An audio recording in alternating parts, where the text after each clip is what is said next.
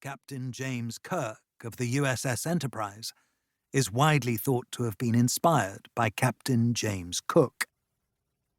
Yet today, Cook's voyages are passionately contested, especially in Polynesia, viewed as the start of the systematic dismantling of traditional island cultures that historian Alan Moorhead famously called the fatal impact. Moorhead said he was interested in that fateful moment when a social capsule is broken into, and Cook's expeditions certainly provided an excellent case study of the phenomenon. Taken together, his voyages form a morally complicated tale that has left a lot for modern sensibilities to unravel and critique.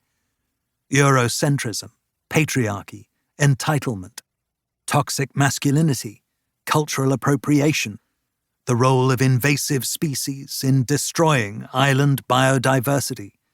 Cook's voyages contain the historical seeds of these and many other current debates. It was in the midst of this gathering antipathy toward Cook that I began to research the story of his third voyage, the most dramatic of his journeys, as well as his longest, both in terms of duration and nautical miles.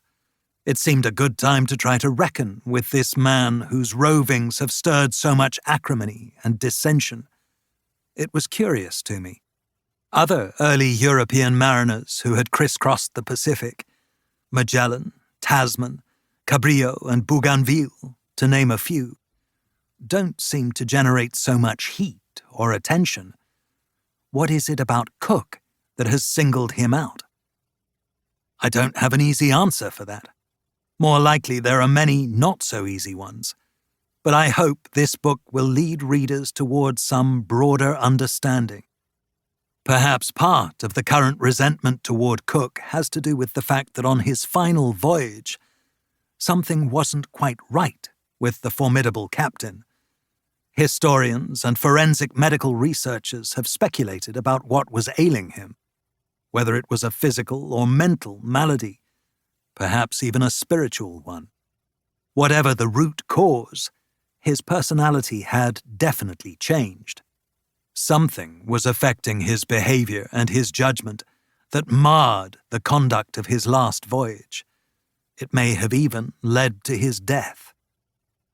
Whenever it has seemed relevant and interesting, I've let present-day controversies infuse and inform this book.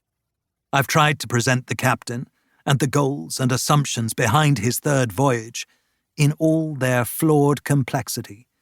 I neither lionize, demonize, nor defend him. I've simply tried to describe what happened during his consequential, ambitious, and ultimately tragic final voyage. A caveat here about the word discovery. I hope I've made it clear throughout the narrative that James Cook did not discover many of the places he's often mistakenly credited with having discovered. New Zealand, Hawaii, and Australia, for example.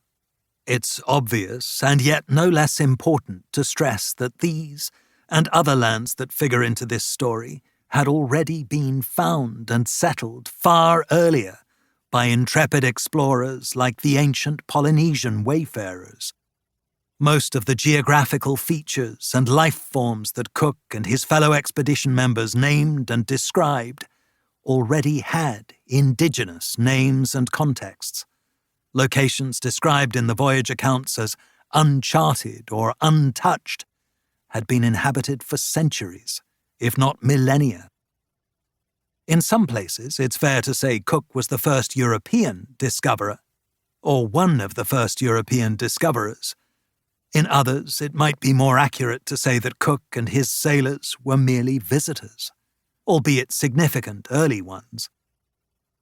What made Cook different from most explorers was that he was also a preternaturally accurate map maker, a skill aided by his use of the latest navigational technology and his deep understanding of astronomy. When he came home, the places he visited were forever fixed on maps, some of them widely published, showing exact coordinates. His reports told where the best anchorages were, which peoples were friendly, where good